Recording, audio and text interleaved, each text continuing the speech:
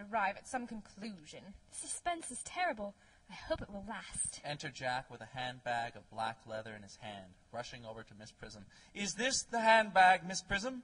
Examine it carefully before you speak. The happiness of more than one life depends on your answer. It seems to be mine. Yes, here is the injury it received through the upsetting of a Gower Street omnibus in younger and happier days.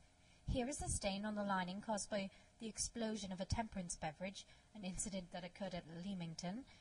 And here on the lock are my initials. I had forgotten that in an extravagant mood I had them placed there. The bag is undoubtedly mine. I am delighted to have it so unexpectedly restored to me.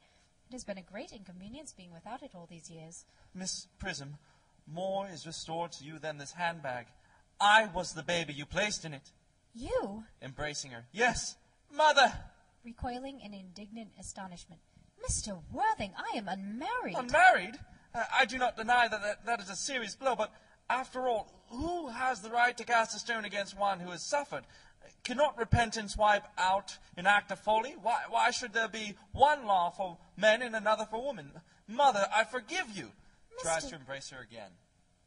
Mr. Worthing, there is some error, pointing to Lady Bracknell. There is the lady who can tell you who you really are. After a pause. Lady Bracknell, I hate to seem inquisitive, but would you kindly inform me who I am?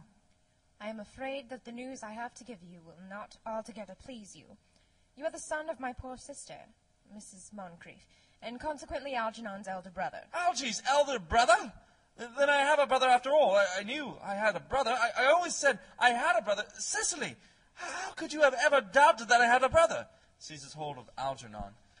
Dr. Chasuble, my unfortunate brother. Miss Prism, my unfortunate brother. Gwendolen, my unfortunate brother. Alger, you young scoundrel, you will have to treat me with more respect in the future. You have never behaved to me like a brother in all your life. Well, not till today, old boy, I admit.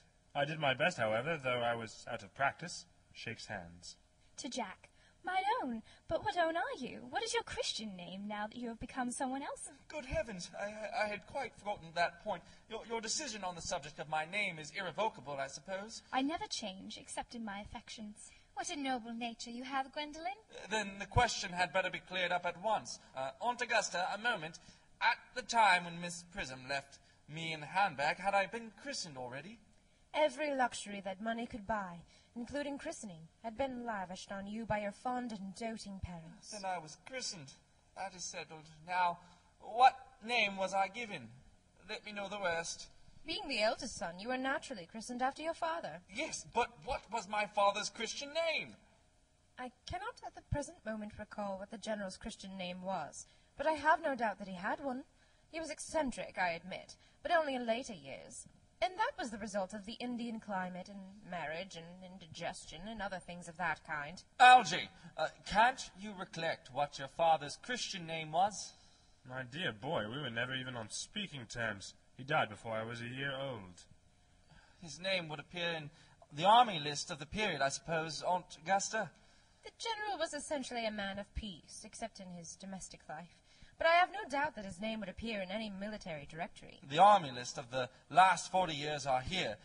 These delightful records should have been my constant study.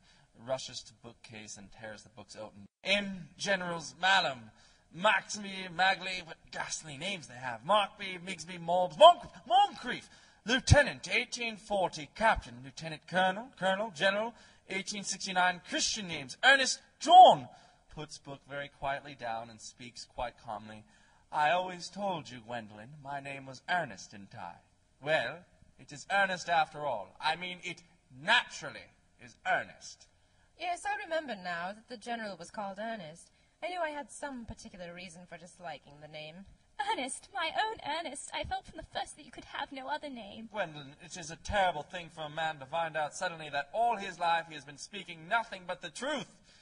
Can you forgive me? I can, for I feel that you are sure to change. Oh, my own one. To Miss Prism. Laetitia embraces her.